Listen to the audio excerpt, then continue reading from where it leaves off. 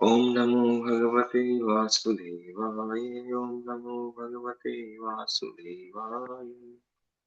ओम नमो भगवते वासुदेवाय।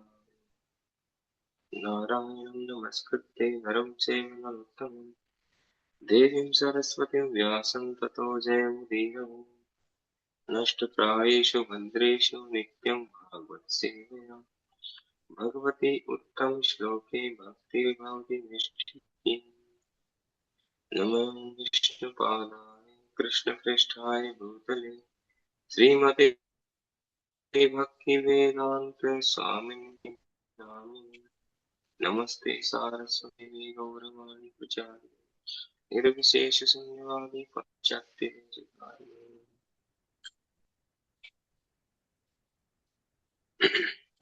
श्रीमद् भागवतम स्कंद 1 अध्याय 9। भगवान कृष्ण की उपस्थिति में भीष्म देव का देह त्याग। श्लोक संख्या 24। सदेव देवो भगवान् प्रतीक्षताम् कलेवरं यावदिदं विनोप्यहम्। कलेवरं यावदिदं विनोम्यहम्। प्रसन्नः साम्रलोचनो लसन् मुखम्बुजो ध्यानपथश्चतुर्भुज। चतुर्भुज रूप उगते सूर्य की भांति अरुण नेत्रों तथा सुंदर रीति से सजाए मुस्कुराते कमल मुख वाले मेरे भगवान, आप उस क्षण तक यही मेरी प्रतीक्षा करें जब तक मैं अपना ये भौतिक शरीर छोड़ न दूं। तात्पर्य, भीष्मदेव अच्छी तरह जानते थे कि भगवान कृष्ण आदि नारायण है। उनके आराध्य देव चतुर्भुज नारायण थे। उनके आराध्य देव चतुर्भुज नारायण थे, लेकिन वे ये जानते थे कि चतुर्भुज नारायण भगवान कृष्ण के पूर्ण अंश हैं।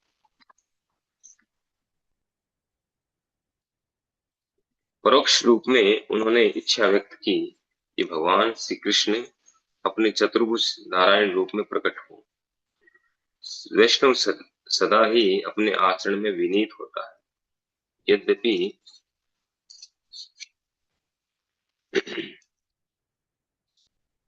यद्यपि वह ये शत प्रतिशत निश्चित था कि इस शरीर को त्याग कर विश्वदेव वैकुंठ लोक जा रहे हैं।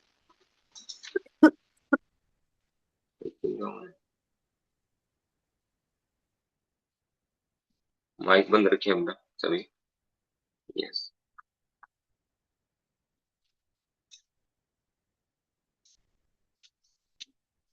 यद्यपि यह शत प्रतिशत निश्चित था कि इस शरीर को त्याग कर विश्वदेव वैकुंठ लोक जा रहे हैं, तो भी विनीत वैष्णव के रूप में उन्होंने भगवान की सुंदर मुखाकृति देखनी चाहिए, क्योंकि उन्होंने सोचा कि कहीं इस शरीर को छोड़ने के बाद वे भगवान का दर्शन न भी कर पाए।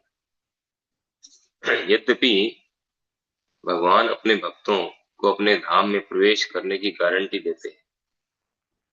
यहाँ पर भीष्मदेव कहते हैं, जब तक मैं अपना शरीर त्याग न दूं, जब तक मैं अपना शरीर त्याग न दूं।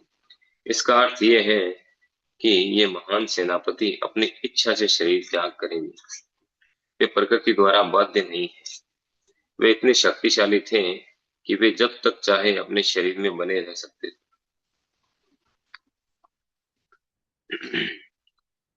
ये वर उन्हें अपने पिता से प्राप्त हुआ था। उनकी इच्छा थी कि भगवान अपने चतुर्भुज नारायण रूप में उनके समक्ष रहे, जिससे वे उनका ध्यान कर सकें और समाधि दशा को प्राप्त हो ले। तब उनका मन भगवान का चिंतन करके पवित्र हो जाए। फिर वे कहीं भी जाएं, इसकी उन्हें परवाह नहीं रहेगी। एक शुद्ध भक्त भगवत धाम वापस जाने के लिए कभी चिंतित नहीं रहता। वह तो भगवान की इच्छा पर पूर्णतः आश्रित रहता है। यदि भगवान उसे नरक भी भेजना चाहे तो वह समान रूप से तुष्ट होता है। शुद्ध भक्त की तो एक ही इच्छा रहती है कि वे सदा भगवान के चरण कमलों का चिंतन करता रहे। विष्णुदेव की इतनी इच्छा थी कि उनका मन भगवान के चिंतन में लीन रहे। वे इसी तरह चल बसे। शुद्ध भक्त की सर्वोच्च अभिलाषा यही होती है। श्रील प्रभुपाद की जय।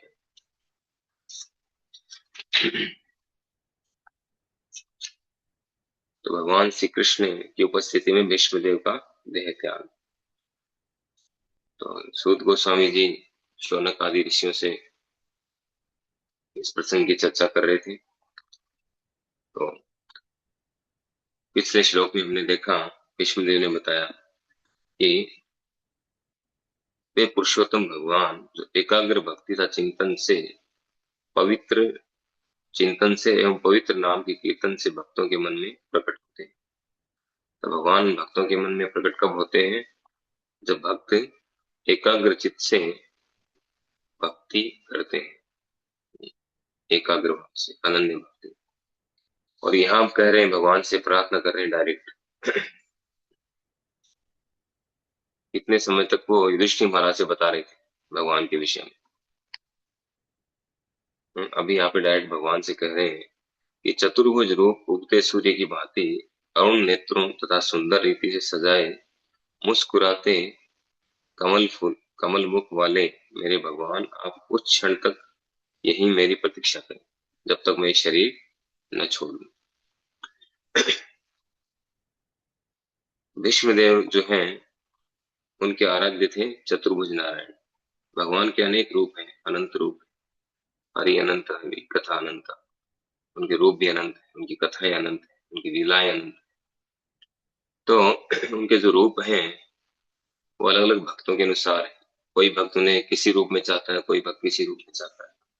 जो भक्त जिस रूप में या जिस प्रकार के भाव में उनसे संबंधित है, माधुर्य भाव, दास्य भाव, सख्य भाव, वात्सल्य भाव, जिस भाव में संबंधित है, उस भाव के अनुसार भगवान वैसा रूप प्रकट करते हैं, जिससे वो भक्त के साथ आदान प्रदान कर सके।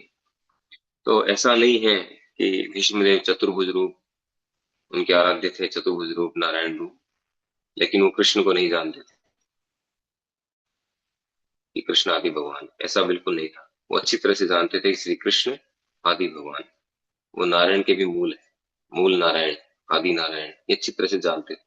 पीछे क्लियर हो चुका है, इस श्लोक में भी प्रभुपाद इसको क्लियर कर रहे हैं। लेकिन उनका अट्रैक्शन जो है वो भगवान के चतुर्भुज रूप से था। जैसे चैतन्य लीला में हम देखते हैं, तो चैतन्य महाप्रभु साउथ गए थे, तो वहां पर एक ब्राह्मण थे, चैतन्य महाप्रभु से मिले। तो चैतन्य महाप्रभु को हरे कृष्ण महामंत्र बताया, लेकिन वो भगवान राम की पूजा करते थे, भगवान राम के अनन्य भक्त थे। तो उनको राम राम करना अच्छा लगता था। बाद में आगे चल के वो हरे कृष्ण महामंत्र बोलने लग गए। तो बात एक ही है, भगवान के अनेक रूप, भगवान के ही रूप है, सारे विष्णु तत्व है। जैसे मुरारी गुप्त थे, चैतन्य महाप्रभु बचपन की जो लीलाएं आती मायापुर में, तो मुरारी गुप्त जो है वो भगवान रामचंद्र के भक्त थे। उनको चैतन्य महाप्रभु ने बताया कि आप हरे कृष्ण महामंत्र का जप करो। तो उनकी शरणागति भगवान रामचंद्र के प्रति थी। यदि वे जानते थे कि चैतन्य महाप्रभु स्वयं भगवान है, वो आदि विष्णु है, स्वयं श्री कृष्ण है, और श्री कृष्ण आदि भगवान है, बाकी उन्हीं के अलग अलग रूप है, लेकिन फिर भी उनका अट्रैक्शन जो है वो भगवान रामचंद्र से था। तो जिन भक्तों का जिस रूप से, भगवान के जिस रूप से, जिस भाव में आकर्षण होता है, उसके अनुसार भगवान उनके साथ आदान प्रदान करते हैं। तो भगवान चैतन्य महाप्रभु उनके साथ कोई जबरदस्ती नहीं किया कि नहीं नहीं आपको तो हरे कृष्ण महामंत्र ही करना पड़ेगा, ऐसा नहीं। ठीक है, वो भगवान रामचंद्र के भक्त है तो कोई दिक्कत नहीं। हम गए भी थे मायापुर, हमने देखा वहां राम दरबार था, बहुत सुंदर, जो उनके सेवित विग्रह थे मुरारी गुप्त के। तो मुरारी गुप्त जो है वो भगवान रामचंद्र के भक्त, लेकिन चैतन्य लीला में उनका बहुत बड़ा रोल था, कहते हैं हनुमान जी के अवतार। तो इस प्रकार से भगवान के अनंत रूप है। तो भीष्म देव जो है वो भगवान के चतुर्भुज नारायण रूप से आकर्षित थे, वो उनके आराध्य देव थे। तो भगवान से प्रार्थना करते हैं, यद्यपि वहां पर स्वयं भगवान श्री कृष्ण खड़े हैं, आदि रूप में है वो, आदि नारायण, सारे जो है रूपों के सोर्स हैं वो, फिर भी उनसे कह रहे हैं कि आप मुझे नारायण रूप जो है अपना चतुर्भुज रूप प्रकट करिए। भगवान का एक रूप है चतुर्भुज रूप, प्रकट करने के लिए कहते हैं।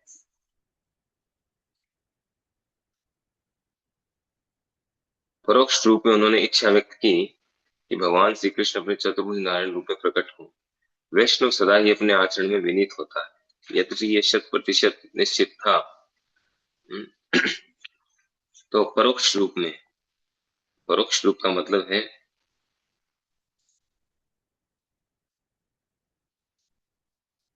रिलेटिविटी, बाहर से अलग दिखाना, अंदर से अलग दिखाना। तो परोक्ष रूप में वो बाहर से, यद्यपि वो विनीत थे, उनको पता था कि निश्चित रूप से मैं वैकुंठ लोक जाऊंगा, लेकिन फिर भी हमें शिक्षा देने के लिए, हम और कॉन्फिडेंस में ना आ जाए। भक्त को कभी भी ओवर कॉन्फिडेंस में नहीं रहना चाहिए। यद्यपि भक्त जो है, जो सिंसियरली भक्ति कर रहा है, वो निश्चित रूप से भगवान के धाम जाएगा, लेकिन फिर भी आचरण के लिए, लोक आचरण के लिए, शिक्षा लेने के लिए भक्त को विनीत होना चाहिए। इसलिए उन्होंने कहा भगवान से कि आप मुझे चतुर्भुज रूप दिखाएं, ताकि इस रूप को देखते हुए मैं शरीर छोड़ू। और दूसरा, विष्णुदेव को कोई चिंता नहीं थी। जो भक्त होते हैं उनको वैसे कोई चिंता नहीं होती। नारायण परा सर्वे न कुतश्चन विद्यते स्वर्ग स्वर्ग नरकेशु अपि तुल्यार्थदर्शी। भगवान शिव कहते हैं माता पार्वती से कि जो भगवान नारायण के भक्त हैं, भगवान विष्णु के भक्त हैं, वे किसी से डरते नहीं। नारायण परा सर्वे न कुतश्चन बिभ्यति, वो कभी डरते नहीं किसी भी स्थिति से। स्वर्ग अपवर्ग नरकेशु, चाहे उनको स्वर्ग भेज दिया जाए, चाहे अपवर्ग आध्यात्मिक लोग भेज दिया जाए, चाहे उनको नरक में भेज दिया, अपि तुल्यार्थ दर्शी, उनके लिए सब कुछ समान है, क्योंकि हर समय भगवान के चिंतन में लगे रहते, हर समय कृष्ण कॉन्शियसनेस में रहते हैं, कृष्ण चेतना में। तो ये सब चीजें बाहरी है, नरक स्वर्ग ये सब बाहरी है, इनका वो भक्त पे कोई प्रभाव नहीं पड़ता, न इसके लिए चिंतित होता है। और भीष्म देव का जो सबसे ज्वलंत एग्जाम्पल है,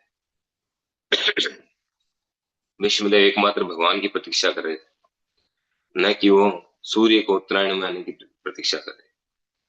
वो भगवान की प्रतीक्षा कर रहे थे शरीर त्यागने की, कि भगवान का दर्शन करते हुए मैं शरीर त्याग। भगवान गीता में इस बात को बताते हैं, 6ठे अध्याय के अंतिम श्लोक है कुछ उसमें, कि जो सूर्य के दक्षिणायन के समय, सूर्य जब दक्षिणायन में होता है 6 महीने, उस समय जो शरीर त्यागता है, वो वापस इस भौतिक जगत में जन्म लेता है, वापस जो भौतिक देह प्राप्त करता है। और सूर्य के उत्तरायण रहने के दौरान जो शरीर त्यागता है, वो वापस नहीं आता, वो प्रकाश के मार्ग से जाता है। लेकिन फिर आगे कहते हैं, लेकिन जो भक्त हैं वो ये सब जानते हैं, प्रकाश के मार्ग को जानते हैं और अंधकार के मार्ग को जानते हैं, दक्षिणायन उत्तरायण सब चीजों को जानते हैं, लेकिन वो इन सब चीजों की परवाह नहीं करते, क्योंकि वो भगवान को पूरी तरह से निर्भर रहते हैं। जो भगवान करेंगे वही सही। भगवान चाहे किसी भी स्थिति में रखें, वो रहने के लिए तैयार है, चाहे नरक में रखें चाहे स्वर्ग में रखें, वो पूरी तरह से भगवान पर निर्भर है। वो भगवान के साथ कोई कंडीशन नहीं करते, भक्ति में कोई कंडीशन नहीं होती। अगर कंडीशन है तो भक्ति नहीं है, बिजनेस है, उसको भक्ति नहीं कहते, वो व्यापार है। तो भीष्म पितामह जो है वो पूरी तरह से, यद्यपि पूरी तरह से कन्विंस्ड थे, लेकिन फिर भी बाहरी रूप से दिखाना चाहते थे कि भक्त को और कॉन्फिडेंस में नहीं रहना चाहिए, उसको हमेशा भगवान का चिंतन इस तरह से हो, कैसे हम कृष्ण चेतना में रहें अधिक से अधिक, उसका प्रयास करते रहना चाहिए।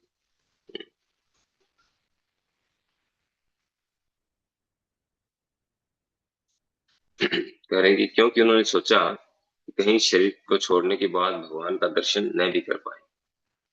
वैष्णव को कभी गर्व नहीं होता, यद्यपि वे अपने भक्तों को अपने धाम में प्रवेश करने की गारंटी देते हैं। भगवान तो गारंटी लेते हैं, न में भक्त्या प्रणश्यति, कौन ते प्रतिजाने ही न में भक्त्या प्रणश्यति, सर्वधर्मान् परित्यज्य मामेकं शरणं व्रज, अहम त्वाम सर्व पापेभ्यो मोक्षयिष्यामि मां शुचय। तुम डरो मत, भगवान कहते तुम डरो मत, मैं तुम्हें सारे पापों से तुम्हारा उद्धार कर दूंगा, बस तुम मेरी शरण में आ जाओ। भगवान फुल गारंटी देते हैं। अनन्य चिंतयन्तो माम ये जना पुरी उपासित, जो अनन्य भक्त है मेरा, तेषाम नित्य युक्ता नाम योगक्षेम वहाम्य, उसके पास जो उसकी रक्षा करता हूँ, जो उसके पास नहीं है उसको प्रोवाइड करवाता हूँ। कितनी जगह गारंटी दी है भगवान, मेरे भक्तों का कभी विनाश नहीं होता। और ऐसे खूब एग्जाम्पल है, प्रहलाद महाराज का एग्जाम्पल है, मीराबाई का एग्जाम्पल है। इनको खूब मारने का प्रयास किया गया, लेकिन इनको मार नहीं पाए कोई। मीराबाई को जहर का प्याला दिया गया, दूध में जहर मिला करके, मीराबाई को कुछ नहीं हुआ। सांपों सांपों से कटवाने का प्रयास किया गया, मीराबाई को कुछ नहीं हुआ। ये तो करंट एग्जाम्पल है हमारे सामने, ज्यादा समय नहीं हुआ, 500 साल के लगभग। तो भक्तों का कभी विनाश नहीं हो सकता, भगवान भक्तों को प्रोटेक्ट करते हैं, हर तरह से प्रोटेक्शन देते हैं। लेकिन फिर भी भक्त जो है वो गर्वित नहीं होता, वो किसी तरह का उसको घमंड नहीं होता, गर्व नहीं, कि भगवान ने गारंटी ले ली है अब तो हम कुछ भी करें, ऐसा नहीं। भक्त इस तरह से नहीं होते। तो एक और जो महत्वपूर्ण बात रूपा जी बता रहे कि भीष्म देव जो है वो अपनी इच्छा से अपना शरीर त्याग सकते थे, वो प्रकृति के नियमों के द्वारा बाध्य नहीं थे। जो शुद्ध भक्त हैं वो प्रकृति के नियमों के परे हो जाते हैं। प्रकृति के नियम क्या है? प्रकृति के नियम है जन्म मृत्यु जरा व्याधि, आदि देविक आदि भौतिक आदि आत्मिक। ये जो सात जो है कष्ट हैं, 7 प्रकार के, ये प्रकृति के नियम है। ये हर व्यक्ति को इसको सहन करना ही पड़ेगा, कोई इससे बच नहीं सकता है। जन्म लेना, जन्म का कष्ट, 9 महीने तक माता के गर्भ में रहना, वो सारा कष्ट भोगना ही पड़ेगा जिसका जन्म हो रहा है। मृत्यु का कष्ट वो उसको भोगना पड़ेगा, बीमारी का कष्ट भोगना पड़ेगा, वृद्धावस्था का, बुढ़ापे का कष्ट भोगना पड़ेगा, कोई नहीं बच सकता इससे। और फिर 3 और हैं, आदि देविक आदि भौतिक आदि आत्मिक। तो कोई व्यक्ति इस जगत में, भौतिक जगत में बूढ़ा नहीं होना चाहता, कोई बीमार नहीं होना चाहता, कोई जन्म का कष्ट या मृत्यु का कष्ट प्राप्त करना नहीं चाहता, कोई मरना ही नहीं चाहता। लेकिन फिर भी ये सारे नियम उस पर लागू होते ही होते, उसको एक्सेप्ट करना ही पड़ेगा, बच नहीं सकता, चाहे बंकर में जाके छुप जाए। अभी यूरोप में यूरोप के लोग जो हैं वो चिंतित हैं, फ्यूचर में परमाणु हमले होंगे, है ना, परमाणु बम गिरेंगे, सबको दिख रहा है। हर हर देश के पास जो है परमाणु बम, सब बारूद के ढेर पे बैठे, और सब ताक में है कब युद्ध हो तो हम भी प्रयोग करें परमाणु बम का। सबको खुजली चल रही है। तो अभी यूरोप के जो लोग हैं वो चिंतित हैं कि हम कैसे बचेंगे परमाणु हमले से, तो बंकर बनवा रहे हैं। कई कंपनियां वहां पे आ गई, वो कंपनियां क्या कर रही है, बंकरों का निर्माण कर रही है, जो जमीन में 30-40 फीट नीचे रहेंगे, और उसके अंदर 2-3 हफ्ते तक वो सुरक्षित रह सकते हैं। हमला हो उस दौरान 2-3 हफ्ते तक सुरक्षित रहेंगे। फिर जब वो हट जाएगा, परमाणु विकिरण का प्रभाव खत्म हो जाएगा, तब वापस बाहर आएंगे। तो इस तरह से डिजाइन कर रहे हैं, कई लाखों डॉलर लगेंगे उससे। तो बचने का प्रयास, मृत्यु से बचने का प्रयास, बीमारी से बचने का प्रयास, कैसे भी करके बीमार न हो, कैसे भी करके हमारी मृत्यु नहीं। जबकि गीता में भगवान कहते हैं जात से ही ध्रुव मृत्यु, मृत्यु का सिद्धांत तो सब पर लागू है। और भगवत गीता के जो सिद्धांत बताए गए वो सभी के लिए, वो सार्वभौमिक है, पूरे विश्व के लिए, पूरे मनुष्यों के लिए, पशुओं के लिए, सभी पर लागू है, कोई इनसे बच नहीं सकता है। लेकिन जो भक्त हैं, जो शुद्ध भक्त हैं, वो इन सब चीजों से प्रभावित नहीं होते। ब्रह्मभूत प्रसन्नात्मा न सोचती न कांक्षित, वो इन सब चीजों से ऊपर उठ जाते हैं, इसलिए इनसे प्रभावित नहीं होते। और भीष्म पितामह की स्थिति तो एकदम से अलग थी। उनको तो उनके पिता के द्वारा विशेष वरदान मिला, इच्छा मृत्यु का वरदान, कि जब तक उनकी इच्छा नहीं होगी मरने की, कोई उन्हें मार नहीं सकता। ऐसा वरदान था उनके पास। तो प्रकृति के नियमों के द्वारा वो बाध्य नहीं थे कि मरने का समय आ गया, मरना ही पड़ेगा। ऐसा नहीं था। तो वे इतने शक्तिशाली थे कि जब तक चाहे अपने शरीर में बने रह सकते थे। चाहे उनके शरीर के टुकड़े टुकड़े हो जाएं, पूरे शरीर में बाण लगे थे, फिर भी उनको वो मरे नहीं, क्योंकि इनकी इच्छा नहीं थी मरने की।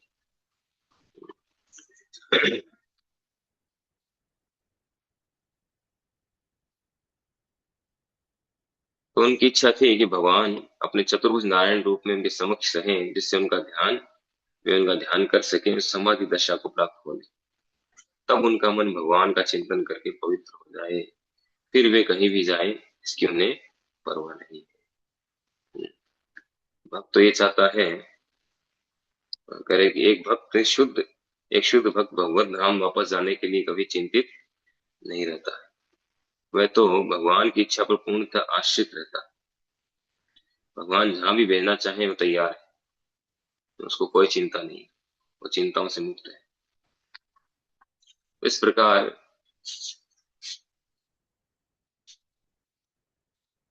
विष्णुदेव जो है वो चाहते थे कि मैं हर समय भगवान के चिंतन में लीन रहूं, बस हर समय कृष्ण चेतना में रहूं। उनकी एक इच्छा थी, भगवान को देखते देखते शरीर त्यागूं, फिर कहीं भी जाऊं इसकी कोई परवाह नहीं। जहां भगवान रखना चाहे, जिस स्थिति में रखना चाहे, वहां रहने को वो तैयार है। तो भीष्मदेव की स्थिति का हमें पता चलता है इन श्लोकों से, तो कितनी उच्च स्थिति थी इनकी, कितने महान जो है वैष्णव थे, वो कितने विनम्र थे। इतने महान होते हुए भी, ये सारी विशेषताएं होते हुए भी वो कितने विनम्र थे, किसी प्रकार का गर्व नहीं था। भगवान की इच्छा थी कि वो कौरवों की साइड से लड़े, कौरवों की साइड से लड़े। कौरवों की साइड से लड़ने से जो साधारण व्यक्ति हैं वो हमेशा उनको दोष देते हैं, ब्लेम लगाते हैं कि उन्होंने उनकी साइड से क्यों लड़े, गलत काम किया उन्होंने, इस तरह का ब्लेम लगता है। फिर भी भगवान की इच्छा के लिए उन्होंने उसको एक्सेप्ट किया, उसको स्वीकार किया। यद्यपि उनकी इच्छा नहीं थी उधर से लड़ने की, पांडु की साइड से लड़ने की इच्छा थी उनकी, फिर भी भगवान की इच्छा के लिए उन्होंने उसको एक्सेप्ट किया। तो ये वैष्णव के विशेष गुण है, भगवान की इच्छा के ऊपर पूरी तरह से निर्भर रहते हैं। हरे कृष्णा। श्रीमद् भागवत महापुराण की जय। श्रील प्रभुपाद की जय।